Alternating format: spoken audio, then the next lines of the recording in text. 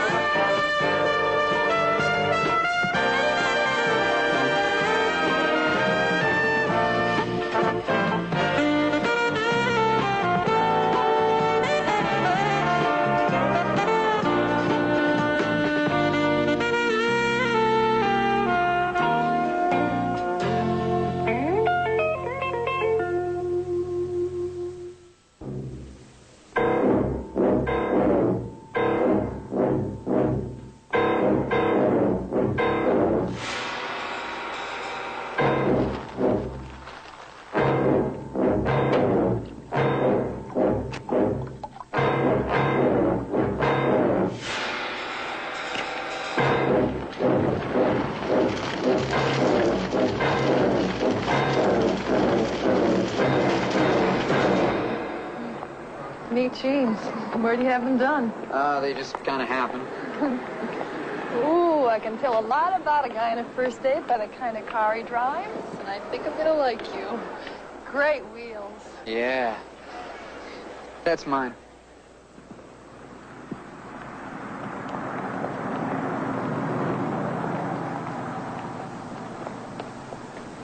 It's okay. It's open.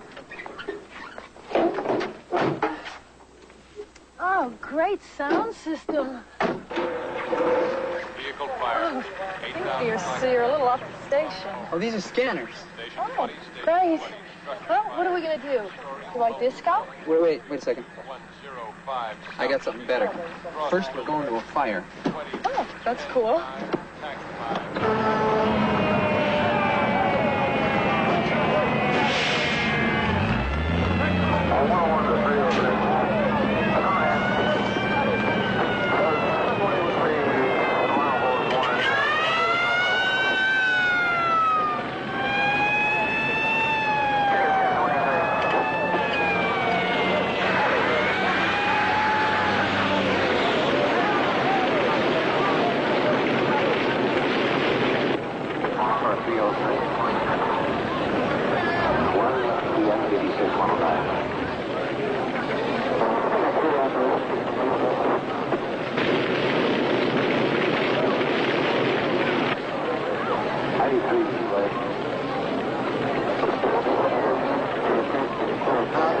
This won't take long. Listen to the radio. Which one?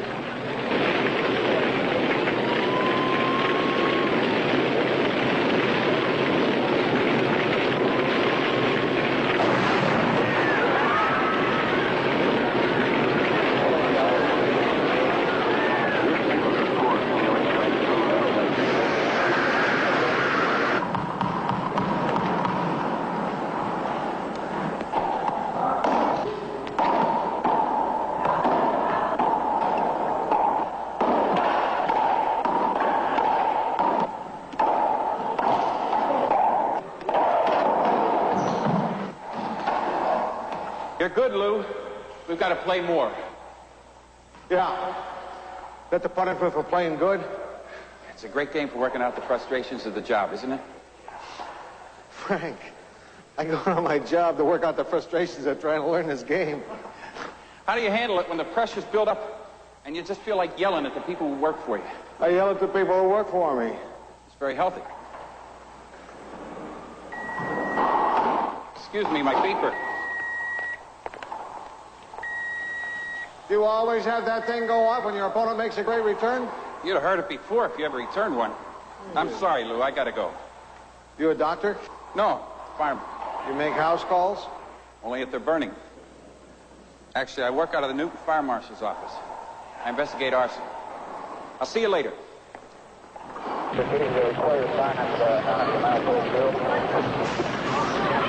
Check with the corporal. I'm not sure. Oh, my God, my baby!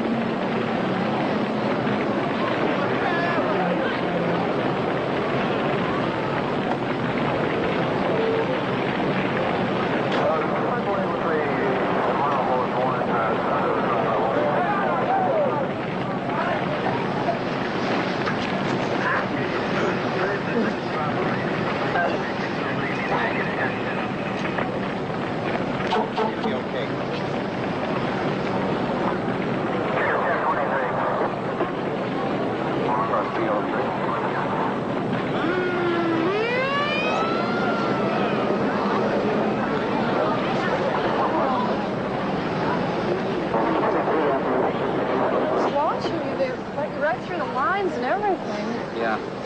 93, lead.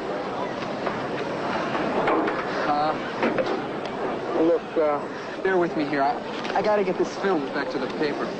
Okay, and then we better get you to your place so you can get all those wet clothes. I don't need to change. Let's go anyway. What about the disco? Forget the disco.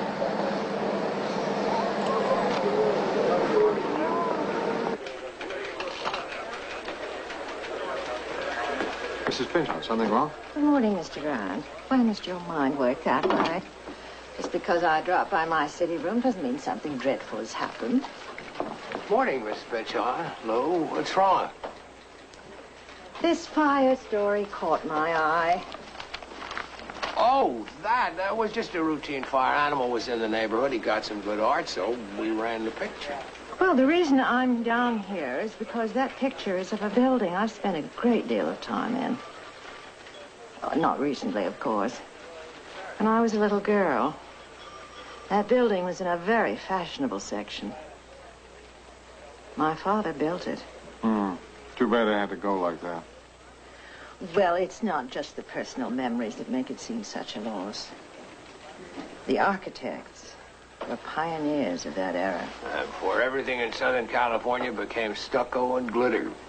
Precisely. Now, I know you gentlemen have your priorities, but could you send a reporter by as a sort of follow-up to see if the building was burned beyond repair or if they're going to be able to salvage it? I'll put someone on it right away. Thank you. Have a good day. Oh, and Mrs. Pinchon, stop by any time.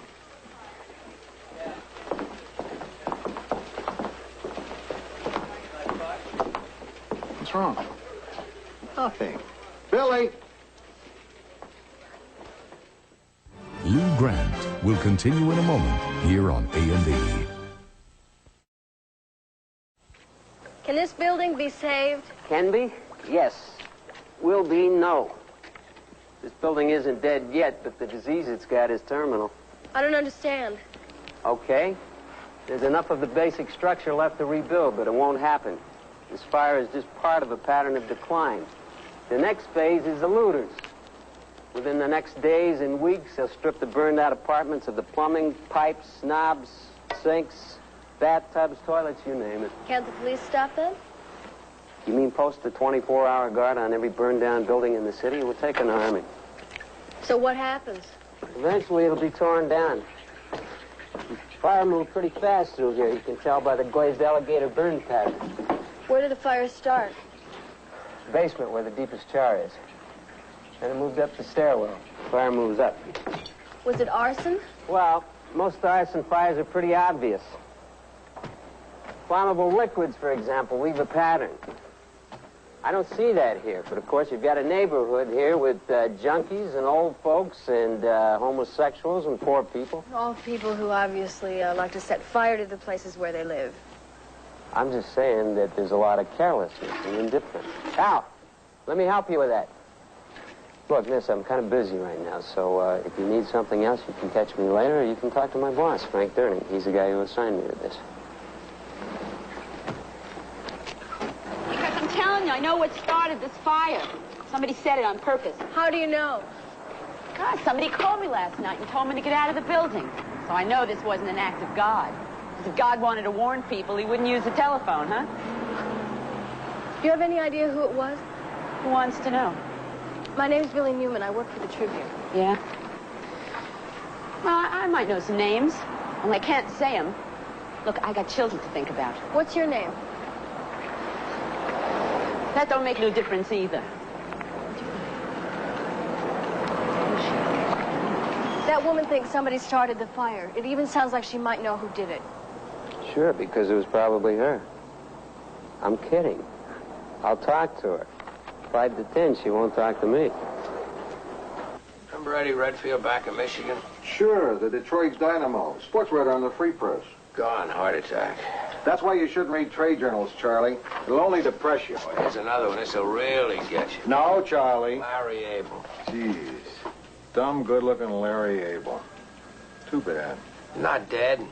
Went into broadcasting, became an anchorman back east. Makes 6 figures a year. That's awful. I may have something. Talk about depressing. What'd I say? Nothing, Billy. You just picked the wrong time to come in here brimming with youthful enthusiasm. What can we do for you? Well, first of all, you can forget about Mrs. Pynchon's building. It's had it. Too bad. Yes, but while I was driving around the area, I saw several other sites of burned buildings, so I did some checking. There have been 12 apartment house fires in that area of Newton in the last 19 months. Is that a lot? A major fire every 6 weeks. Seems I hear sirens all the time. It's 5 times the average for other communities in this area. What cause the fires? Most of them are listed as accidental. For the others, they avoid the word arson. Rubbish in the building, ignited by unauthorized person or persons unknown. In other words, arson. No, they're not saying that. A passing vagrant could have tossed a lighted cigarette in the rubbish. So it's negligence. It's not an intentional crime. I've got this strange instinct that tells me you don't buy that. A woman at the fire told me that she's positive that it was lighted on purpose. And when I started asking her questions, she backed off fast. So what have we got here? Possible arson epidemic. No facts, only Billy's suspicion. And youthful enthusiasm. I'd like to try to find a source in Newton. It could take some time. Well, isn't there somebody on the paper who already knows someone there? There is. Who? Me. I know a guy in the fire department, in fact. I don't know him well. I'll talk to him. You may work a source yourself? Why not? I'm the one he knows. Maybe he won't talk to anyone else. Maybe he won't talk to me. Now don't push in the beginning. Okay, Billy. He may not give you too much at first. You have to be kind of patient. Billy, I covered beats for 16 years. I think I can handle the source. Right, sure, of course. You'll do fine. If you need anything... Billy. Right. Okay, great.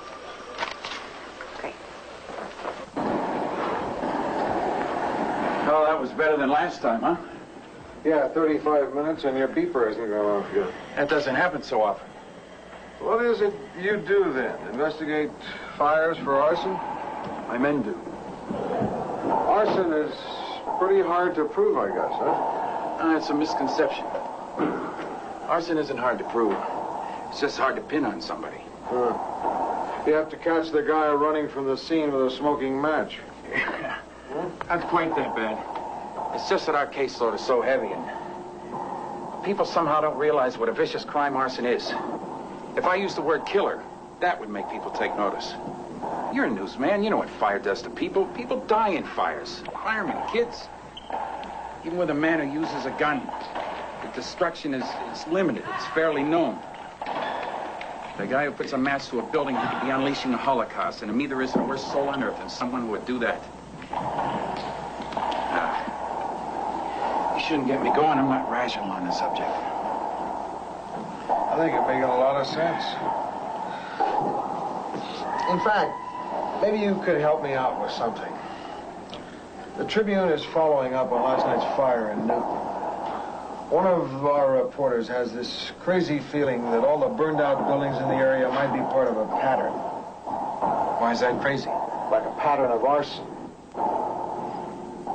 We checked the reports. The fires are listed as accidental. Yeah? Where do we go from there? Check again. Look at the ownership of the building. Look for names. What are you saying, Frank? What's the story? Your newspaper's gonna have to do this on its own. Oh, come on. We'll see where you go with that. It's gotta be my way, Lou. I've got my reasons. Okay. I think it's your servant. Lou Grant will continue in a moment here on A&E.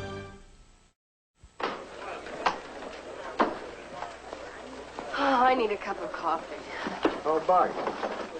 After digging around the Hall of Records for 3 days, I feel all dry and dusty. You find anything? Yeah. The information we got from your source didn't exactly point us to it. Officially, they're not calling it arson. I know. But I did find out something. The name of the wheeler dealer who owns the burned-out building. Who? Ella Schmidt. She sounds like a high-powered speculator. What makes you think so? Well, for one thing, she sold and rebought the building 3 times in the last year and a half, each time for more money. I've got her address. It's somewhere in the Wilshire Center district. Why don't you pay her a visit? On my way.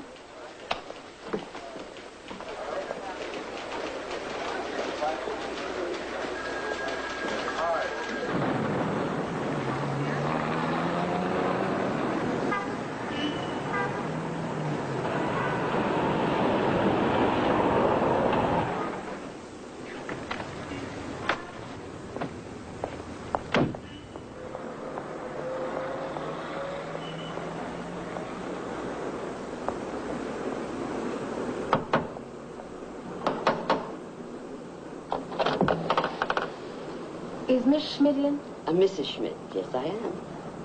Do you own a building at 1520 Dayton in Newton? Yes.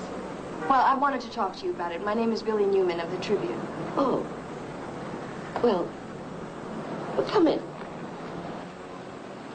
Would you care for a cup of tea? I just made some. The real kind, not with the bag. That would be nice. And it's still piping hot. Tea must be hot, mustn't it? Yes. Here you are. Thank you. I guess the insurance will cover the damage from the fire. Yes, the insurance. Who's your insurance carrier? Oh, well, if you really want to speak about the building, you'll have to ask my lawyer. I have his card somewhere, yeah? He handles all the business aspects, yes. Here it is. Mason Cunningham. Yes, I am the attorney for Mrs. Schmidt from that venture.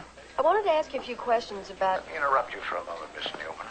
You're talking about a private business here. And I don't have to comment, and I won't comment now. Please don't take that personally. But I've been doing this long enough to know that the press always manages to distort what you say, and then I regret the time that I've spent. I know you're busy, but... That's right. I am busy. I'm sorry. Goodbye.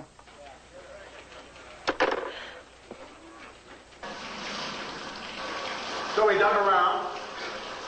We found this tycoon who owns the building. Only Grandma Walton is playing a part. So we got to this lawyer Cunningham, and he's stonewalled. It's a dead end. He's checking ownership. How we did that? Look at the other burnt buildings. Look for names. What are we gonna find? Whatever you find. Come on, Frank. This is frustrating. It's not fair to have us groping in the dark if you know something. Do you know something? Nothing I can give you, Lou. I have my suspicions, but I do know you're not groping in the dark. You're just going to have to make these painful steps yourself in order to build a case. Build a case?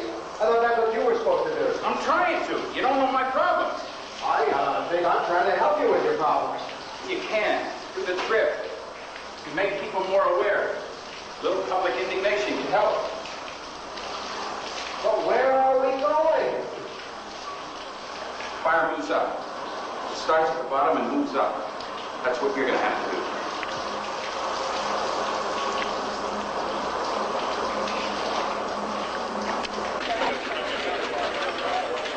Each card is a burned-out building in Newton. Is there a pattern here? Do they all have 3 6s in the address or something? If there's a pattern, I don't see it. What about this owner, George Kelly? I see his name in a couple of places here. Is that a pattern? I don't know. It's getting really complicated. I could use another mind on this. Good idea. Rossi. Not that mind.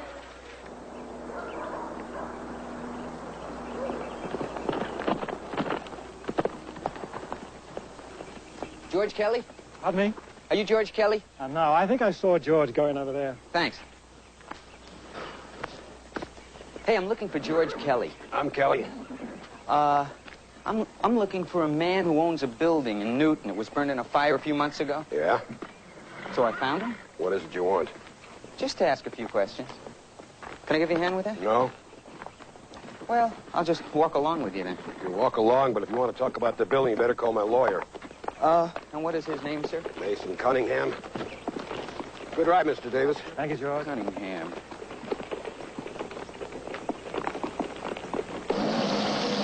Step aside.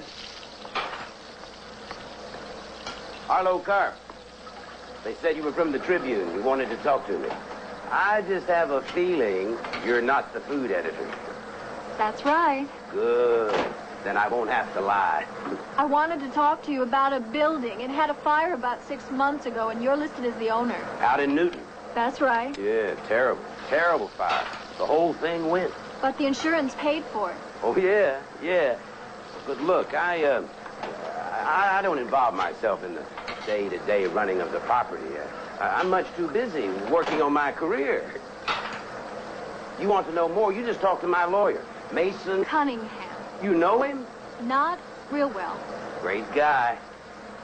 Say, you had lunch. I'll fix something special. No thanks. I'm kind of short on time. Hey, I understand. I'd only hear myself. Hey, no admittance. Sorry, Joe. I'll take that. Boy, security's really a joke around here. We've got to run it tight as shit. Relax, Rossi. We haven't broken the enemy code here. So far, all we've got is a bunch of names, dates, and addresses which don't add up to anything. Okay, one more time. Each of these 12 cards represents 12 buildings, all in Newton, all of which have had a fire in the last 19 months. And all of which are owned by Ella Schmidt, the housefrau, George Kelly, the stable boy, or Arlo Karp, the fry cook. That's what's great about this country. Anybody can be an entrepreneur. We don't have squires and landed gentry. No, but we do have a few robber barons. I've got a little clue. Why don't you write it on a piece of paper and fold it up so we can all have fun guessing what it is? Howard Davis. Anybody we know? Nope. He just happens to be one of the major partners in the Claremont riding stables, where Kelly is the groom. He owns the diner in Santa Monica where Arlo Karp works. And Ella Schmidt, it turns out, is his mother-in-law.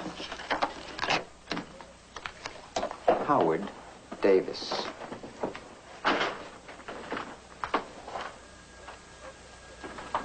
You call this evidence against Howard Davis? To me, it looks like the case history of an unlucky man. Unlucky. The man's a Job. Only Job wasn't insured for twice the assessed value of his property. I'm talking about a dozen fires here. How can that be coincidence? Well, Davis has interests all over the city. In this neighborhood, he's been hit by a lot of fires, sure. But he's also been the first and the loudest to complain. Hey, Dig, want to go to lunch? Oh, I guess you don't. Billy Newman of the Tribune, Frank Durning. Nice to meet you. Nice to meet you. Let me show you something. Reports by Howard Davis on small fires. Complaints about vandalism and negligence in the neighborhood. He was covering himself. Listen, you're talking about one of the roughest areas in the city. That place is a fireman's nightmare. Those 50-year-old wooden structures are fire traps, and the people that live in there don't exactly have pride of ownership. If investments in that area are so unappealing, why does a smart man like Davis keep his money there? Good point. Most of the city's businessmen have pulled their money out of the area and left it to deteriorate. Davis has hung in. I don't think that's something you criticize a guy for. Oh, I'm going to do more than criticize. I think we've got some pretty good evidence. All you've done is level a lot of big charges against a respected business leader. Arson is a tricky business, Miss Newman. Why don't you leave its investigation to the professionals?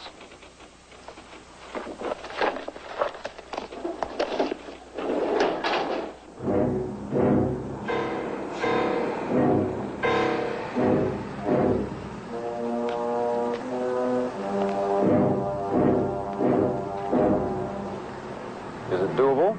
They're all doable. Have I ever let you down? I've been trying to quit.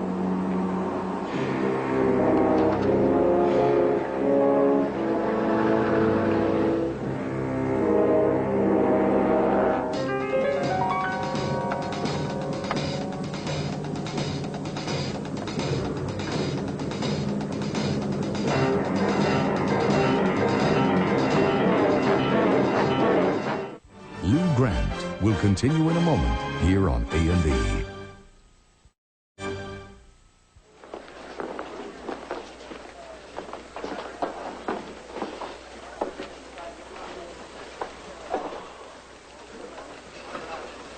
You find pain amusing, Donovan? Not on most people, but you managed to bring it off. Yeah. I don't know. In the old days, it took brains and guts to sweat a sores, but it didn't make you all sore like this. Because in the old days you were younger. Because in the old days, we met in bars. City desk. Yeah, Frank. I'm terrific. No, that's not going too well. In fact, it's sort of dead-ended. At lunchtime today? No, it's just that I thought you might be a little tired. Of course I'll be there. Yeah. Can we meet in a jacuzzi?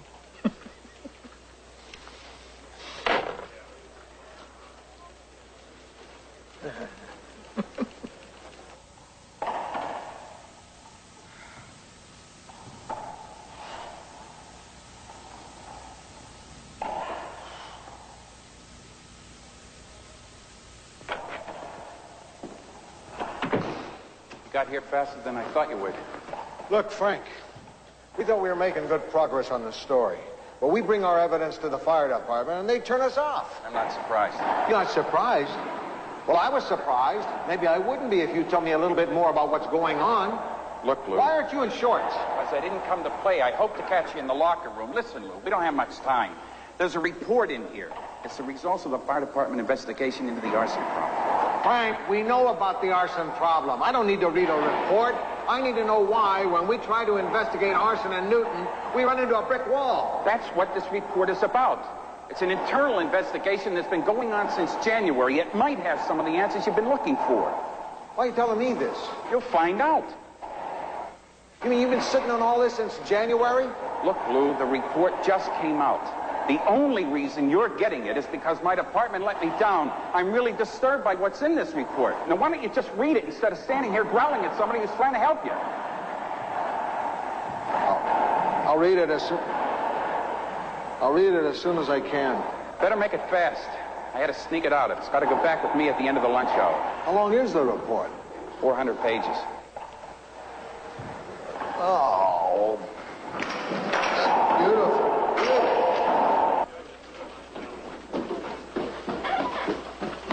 Where's the coffee, boys? Off to lunch.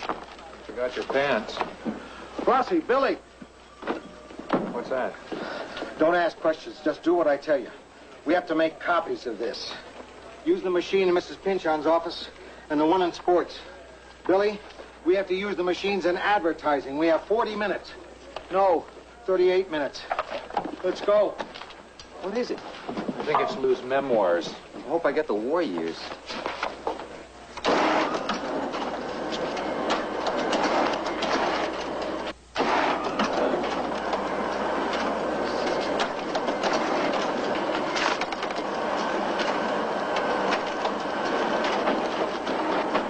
How you coming? Almost done. I'm telling you, it's got to be down here with Lou.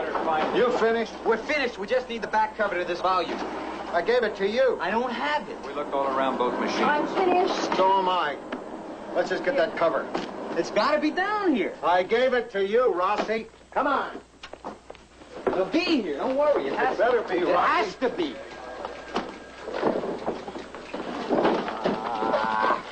Oh, face it, it's just not here. I can't turn the report back without that cover. You found it. Not exactly. I found this in the library. Aren't they going to be a little suspicious when we give it back with the title, The Boll Weevil Problem in the Central Valley? Not if we use the back cover. The color's close. Not really. Rossi! Well, if the light doesn't hit it. All right, you three start reading the report. I gotta get this back. He goes and plays ball. We have to stay home and do homework.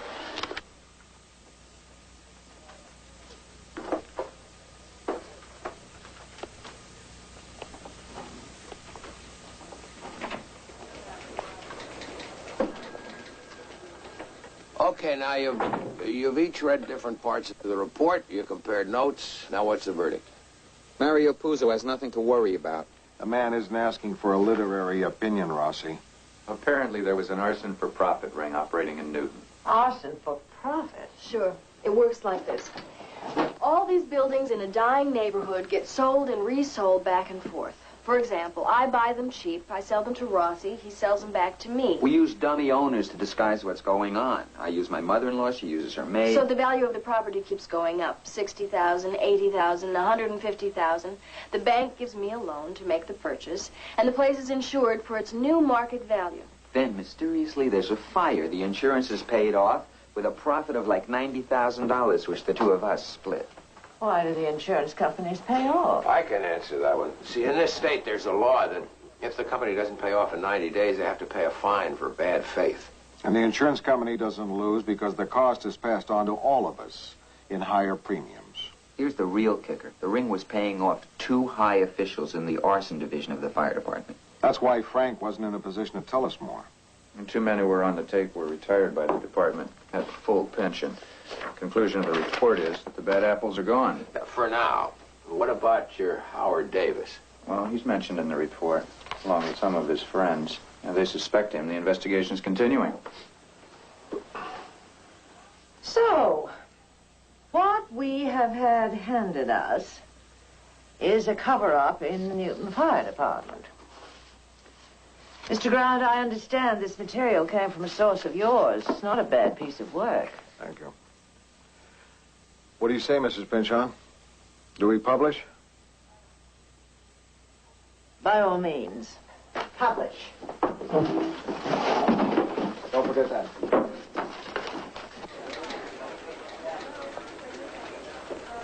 Good morning, Chuck. Hi, Adam. Good digging on that arson ring, Lou. Ever want to swing over to Financial? I'll find a spot for you. Are you kidding? They'll never give me up. What a great feeling, huh, Donovan? The whole city room gets turned on when we break a story like this. I think everyone feels proud. I feel proud. You did a good job. Want me to send you out on another story? Congratulations. You did all right. What can I do for you, Billy? I located another Howard Davis building in the name of his secretary, same section of Newton. Okay, this is good. And this means we have a potential fire here in 6 or 8 months if it follows pattern. Here's the address. 1812 Dayton. 1812? This sounds familiar. Isn't that a war you fought in? Good work, Billy.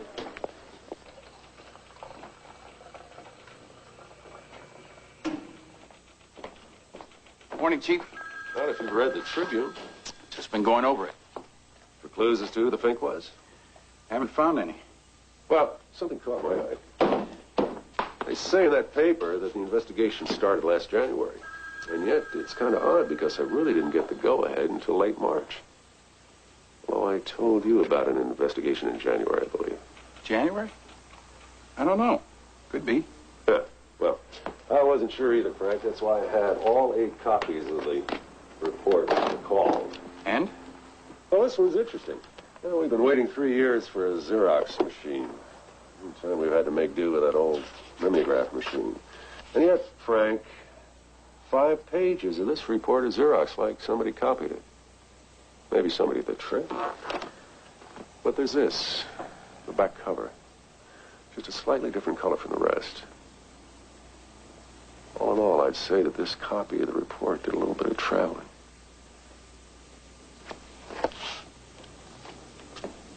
This is your copy of the report, Frank.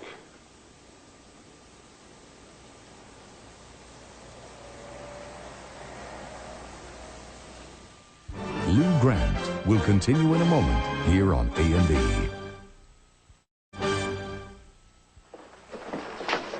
What's good here? The scotch. 2 scotches.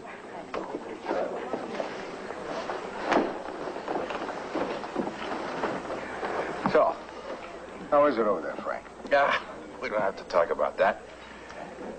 You watched the game last night? Yeah, pretty good game. Was a good game. Yeah.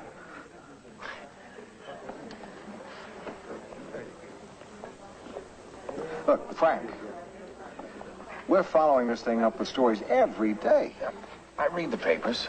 And the public's starting to respond. We're getting letters. There's talk of a task force, reorganizing your department on the LA model. Right, talk. No action. Oh, no, it's good, Lou. It's good. I'm sure people are more aware. You getting a lot of heat? No. Oh, more like ice. Getting the old freeze treatment. Nobody said a word to me in a week. I become like a piece of furniture, a desk or a chair. You know, it's not so bad. I miss a lot of lousy jokes. Yeah, it sounds like a great work environment. Yeah. Yeah, the thing is, it's not just work. Yeah, they don't call it home. Makes it rough on Sheila. Most of our friends were with the department. Other kids, they know something's wrong, but they don't understand what. How can they? Tell you, Lou, I don't know how much longer I can stick it out. I feel like I did this to you. Oh, no, you didn't do it. Come on. Huh. I thought you said the scotch was good here.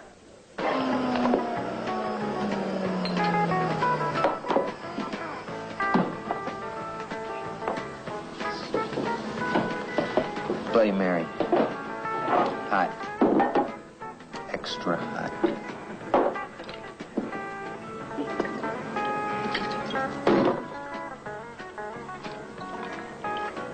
Why don't you sit over there? I'll send it over to you. Sure.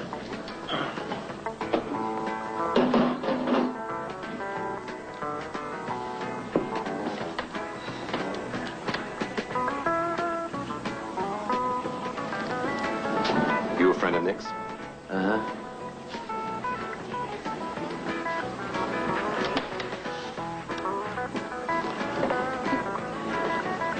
I heard you did good work. Top of the line. That's why my prices are top of the line. I didn't come here looking for bargains. That's a good start. Want to tell me about it? Okay. There's this guy who owns a restaurant. He took all his savings and decided to give L.A. a better hamburger. He opened a place in a good location in the financial district, but then they started tearing up the street in front of his place. It stayed torn up for months. The place never got off the ground. So this owner is running in the red. He doesn't know how he's going to pay back his creditors. The world dealt him some bad cards. Maybe could deal him a stroke of luck so he could get well. A little spontaneous combustion, maybe? After hours. After hours when the place is deserted. Nobody should get hurt. Sounds doable. This owner is in kind of a hurry. Look, I'm busy tonight. I don't like jobs to come too close together. Maybe we'll talk in a week.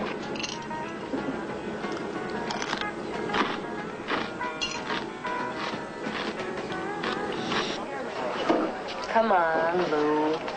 You can't let this affect your work. I'm not letting it affect my work. I'm letting it affect my lunch. You know, if I were in your place, you'd be telling me how that's all just part of being a journalist. How Frank knew the risks he was taking, and most of all, how important the story was. That the welfare of the community was better served because the Tribune was able to print the truth.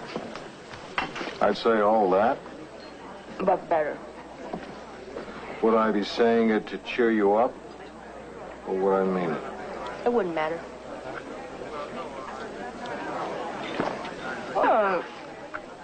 Oh, it's beautiful. I exposed for the swan. Let the background wash out. Oh, look at the exhaustion on that poor man's face. Because he's been through a battle. That picture sets war better than any action shot. Was it Vietnam? Pasadena. That guy was the lead in a porno movie on his break. He was not. You're right. Hello. Get your butt out of that building. I'm telling you now. Who is this? Donovan? I mean it now. Hey. What was that? Some weirdo.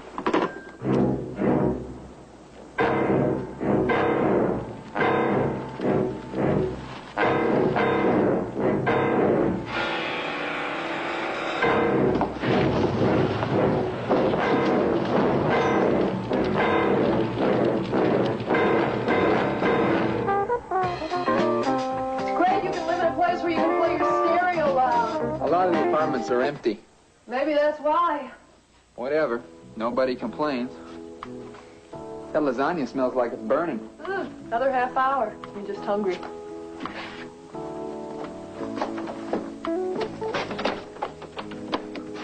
Gabby, turn the oven off. I think the building's on fire. That's what that call was. Come on, let's go. Come on. What about the other apartments? You just get out. I'll knock on the doors. Everybody, wake up! Get out! The building's on fire! Everybody out! Fast! Fire! There's a fire in the building! There's a fire! Everybody get out as fast as you can! Fire! Out! The building's on fire! Get out! The building's on fire! Go! Now, fast! Get out! Wake up! Get out! The building's on fire! The building's on fire! Fire! Fire! Wake up! Get out! The building's on fire! Everybody out! Fast! Fast! Out! Get out quick! Fire! There's a fire in the building! Get out!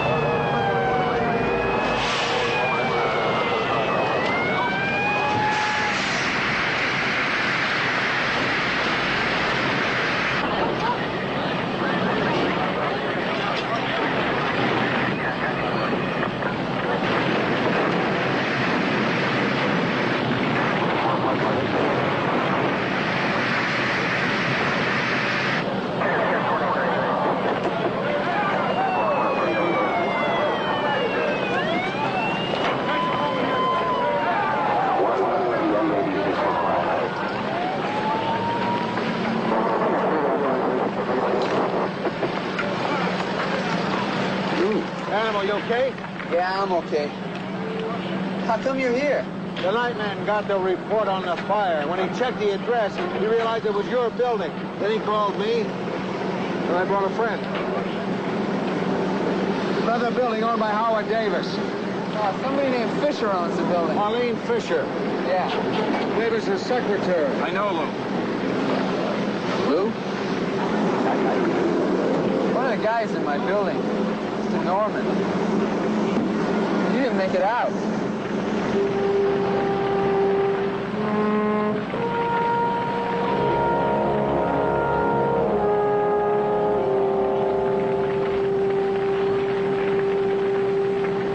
Captain Gurney? Yeah. They say you're the one that gave the fire department report to the newspapers. Is that right? Yes. Yeah, well, my name's Mike Carlson. You don't know me, but I just want to tell you something. The guys in the line have been talking a lot about you. Really appreciate what you did. Thank you.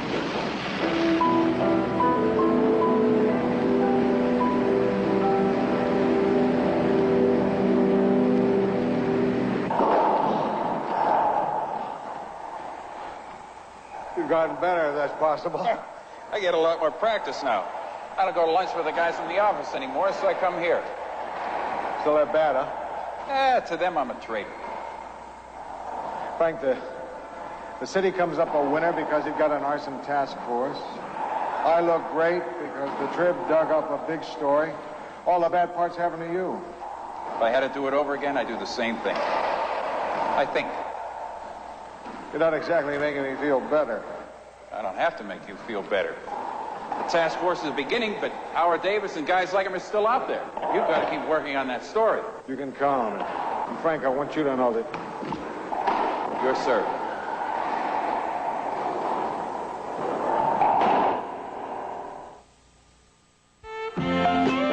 This is Mike Wallace. Pope John Paul II, a moral authority or a master politician? The crisis in the Catholic Church on an all-new 20th century. Tonight, only on A&E. Now, U.S. and Mexican detectives join forces to break up an international drug smuggling ring. Join us for Police Story, next on A&E.